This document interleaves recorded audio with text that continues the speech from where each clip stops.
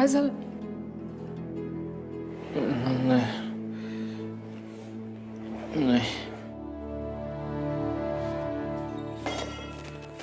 सत्यजित, काय झालं? तू तू का उठलास? तुला शांत झोप लागली होती. स्वप्न पडलं, वाईट वाईट स्वप्न पडलं माझ्याकडे. तू तू थांब, मी पाणी घेऊन येते.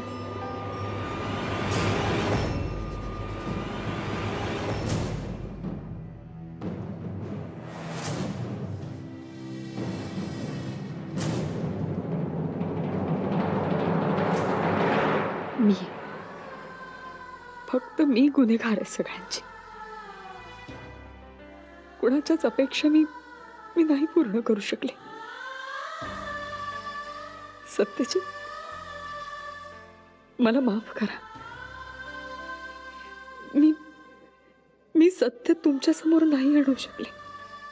मला माझं सत्य सिद्ध नाही करता आलं.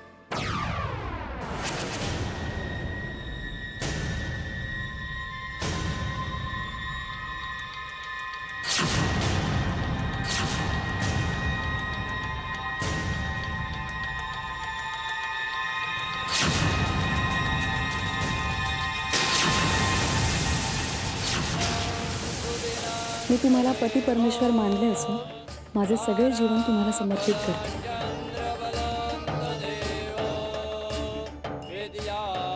मी आयुष्यभर प्रेमानं तुझा सांभाळ करेन, तुला अंतर देणार नाही. कुठल्याही सुखात कधी काहीही कमी पडू देणार नाही.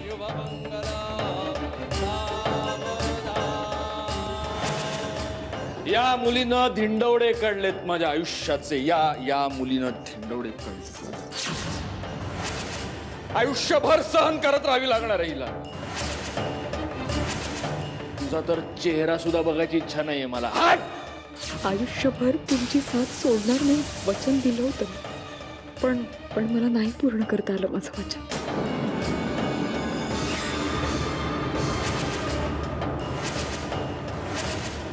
शक्य झालं तर माफ करा मला.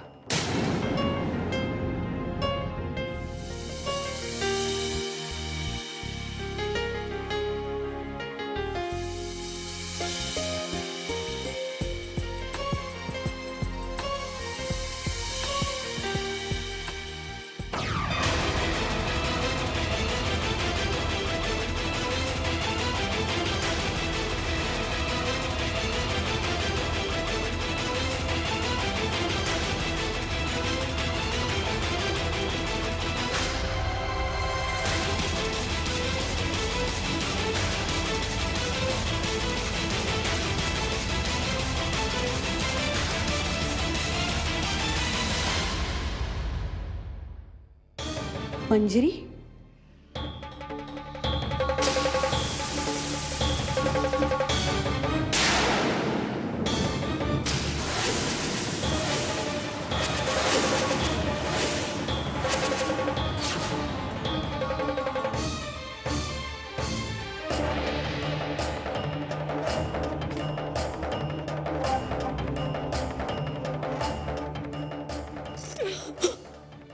का रडतेस? आई, माझ्या जगण्याला आता काहीच अर्थ नाही उरला. म्हणून हा मार्ग घेतलास? स्वतःचं आयुष्य संपवायला निघालीस? मग आता काय करू मी आई? सगळ्यांना नकोशी झाले. बाबाच काय, काकाने सुद्धा पाठ फिरवली आहे माझ्याकडे. मग आता कुणाकडे जाऊ मी? माझा हक्काचा आता कोणीच नाही उरला. यांना तर मी नकोशीच झाले. आईंना सुद्धा माझं कुठलंही म्हणणं ऐकायचं नसतं. माझा हक्काचा आता कोणीच नाही. अशी एकही व्यक्ती नाहीये जी भक्कमपणे माझ्या पाठीशी उभी राहू शकेल. अगं पण म्हणून आयुष्य संपवून हे प्रश्न सुटणार आहेत असं वाटतं तुला? नाही मंजिरी, तू चूक करतेस. नाही, पण आता मी मागे नाही फिरणार आहे. त्यातून काय साध्य होणार आहे? तू गेल्यावर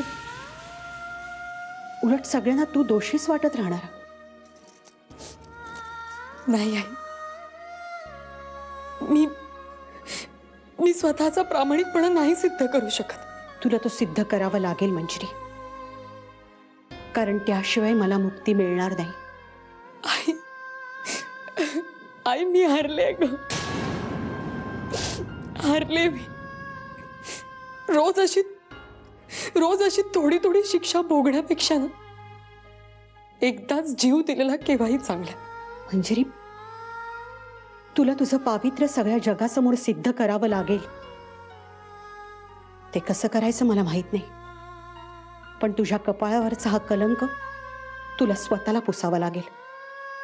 त्यातून तुझी सुटका नाही, आणि त्याशिवाय मला मुक्ती मिळणार नाही. मी काय करू आई? मला कुठलाच मार्ग दिसत नाही. कितीही प्रयत्न केला ना तरी समोर फक्त अंधार येतो बस. जिथे सीतेलाही अग्निपरीक्षा द्यावी लागली, तिथे ती तुला द्यावी लागली तर त्यात नवल काय? नाही, माझ्यात तेवढी ताकद नाहीये.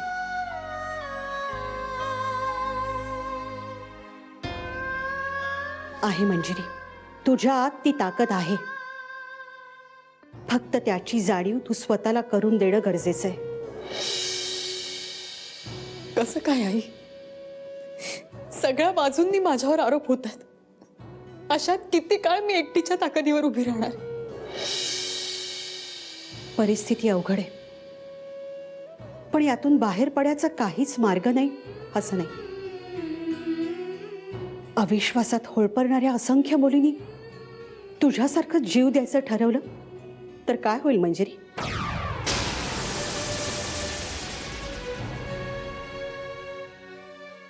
मग आता मी काय करू आई? मंजिरी, एक वेळ पितृऋणातून मुक्त होता येतं, पण मातृऋणातून कधीच मुक्ती मिळत नाही, कधीच. पण मी तुला मुक्त करीन. त्यासाठी तुला तुझी जबाबदारी पार पाडावी लागेल. मंजिरी, आता हा प्रश्न फक्त तुझ्या एकटीचा राहिलेला नाही. अविश्वासावर मुलींना आणि संसाराला फासावर लटकू पाहणाऱ्या जगाला तुला उत्तर द्यायचंय. त्या सगळ्या मुलींना तुला दाखवून द्यायचंय की हार मानून स्वतःचं आयुष्य स्वतः संपवून टाकणं हा त्यावर उपाय नाही. आणि ज्या दिवशी तू हे सिद्ध करून दाखवशील त्या दिवशी मला मुक्ती मिळेल. मला मुक्त कर मंजिरी, मुक्त कर. हो आई, आता मी लढेन. मी पवित्र आहे हे मी सिद्ध करूनच दाखवेन.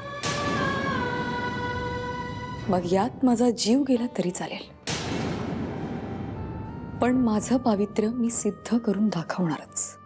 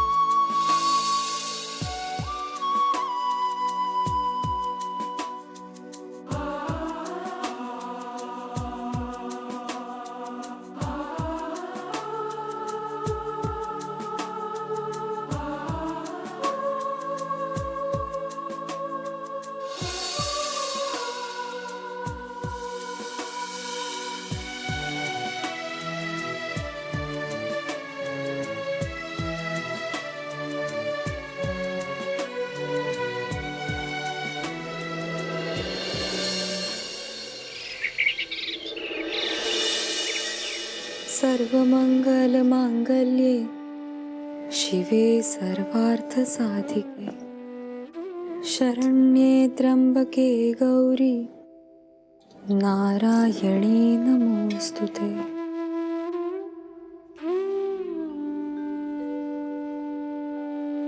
हे शरीर तू दिलंयस आणि तुझ्या इच्छेविरुद्ध जाऊन मी ते संपवायचा प्रयत्न केला. माफ कर मला. पण तो क्षणच असा होता की मी माझी सगळी हिंमत हरले होते. पण आता नाही. काल रात्री माझे डोळे उघडले आणि निरर्थक वाटणाऱ्या या आयुष्याचं ध्येय सापडलंय मला.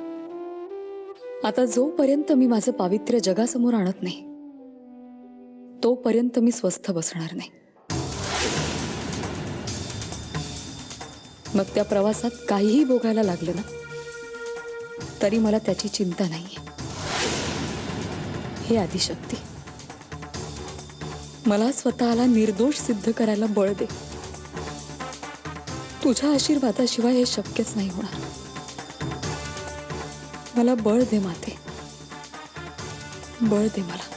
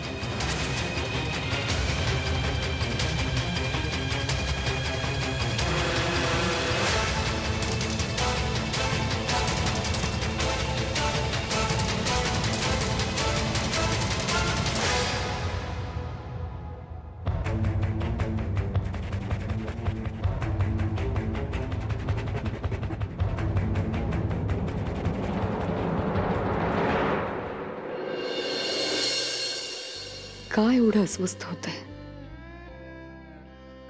फार्म हाऊसवर सगळं ठीक असेल ना? हे शांत झाले असतील की आणखी रागावले असतील?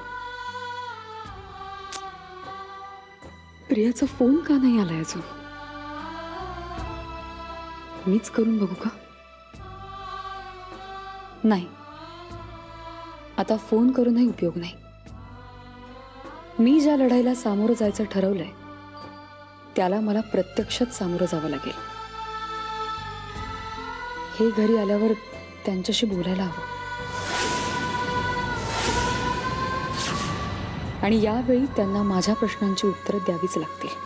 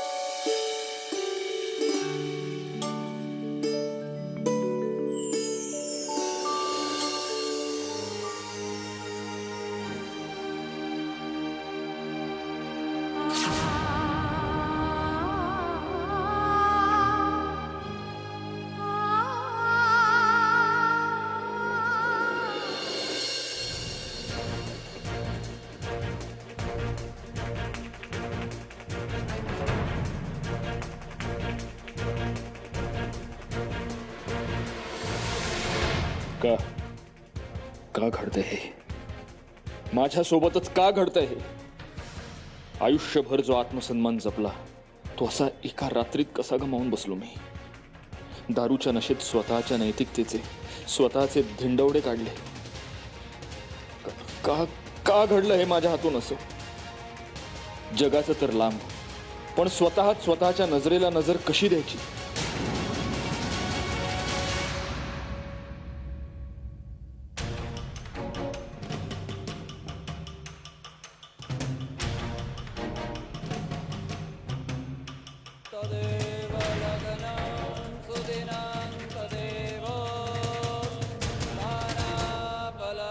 मी पूर्ण पवित्र मनाने तुमच्यासोबत राहील. मी आयुष्यभर प्रेमानं तुझा सांभाळ करेन, तुला अंतर देणार नाही. मी सगळ्या सुखदुःखात तुमची साथ देईन. कुठल्याही सुखात कधी काहीही कमी पडू देणार नाही. मी तुम्हाला पती परमेश्वर मानले असून माझे सगळे जीवन तुम्हाला समर्पित करते. आई लग्न केलं ना मी हिच्याशी, आणि ते लग्न करताना हिची रक्षा करण्याचं वचन दिलंय देवा ब्राह्मणाच्या साक्षी. मग मी हिला कसं काय होऊ देऊ? चहा. बाईसाहेब उठल्या?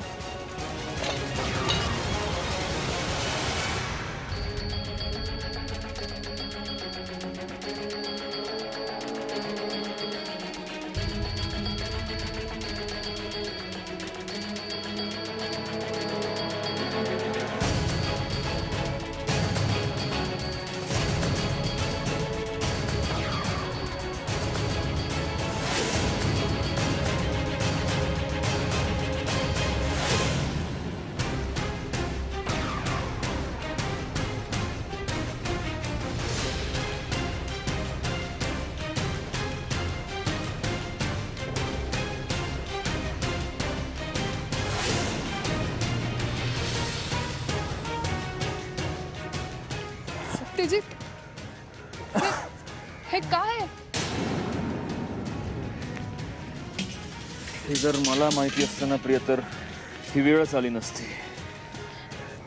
नाही.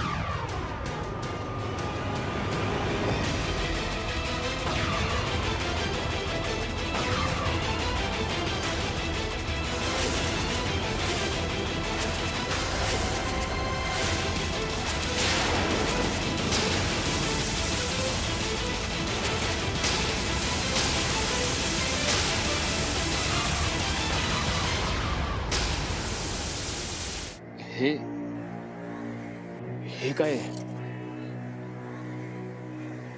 माझं सुख आहे. कुठे चाललायस?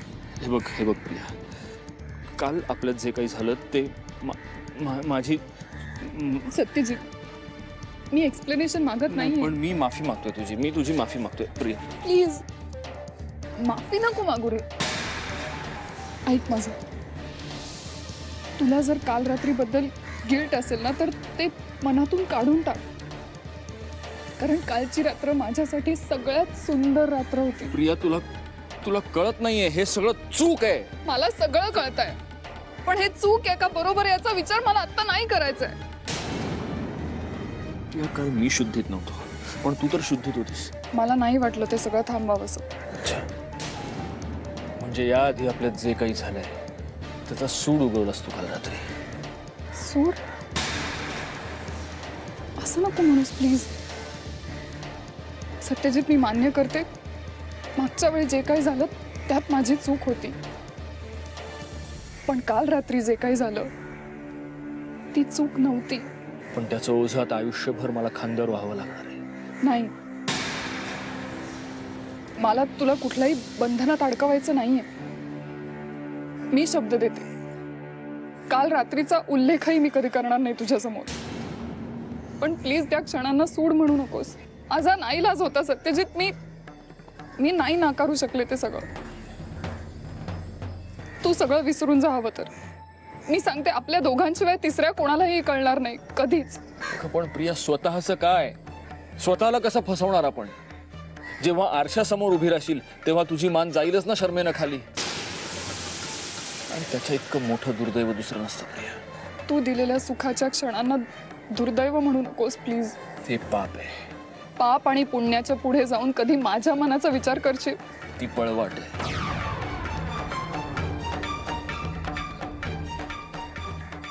शेवटी तू एक पुरुष आहेस. स्त्रीचं मन तुला कधीच कळणार नाही. एका मुलीच्या आयुष्यात ह्या क्षणांची काय किंमत असते ना, हे जर तुला कळलं असतं तर तू या क्षणांचा कधी अपमान केला नसतास. पाप आणि पुण्याच्या तराजूत कधी मोजलं नसतंस त्यांना. सत्यजित, मला एक क्षण जपून ठेवायचे मनात आयुष्यभर. आपण आत्ताच्या आत्ता इथून निघून जातो. तुला अजूनही बरं वाटत नाही? तू एखाद दिवस इकडे. नाही, त्यापेक्षा मी कोल्हापूरला परत जाऊन स्वतःला माझ्या कामांमध्ये गाडून घेईन. निदान ह्या असल्या घोड चुका तरी होणार नाहीत माझ्या हातून.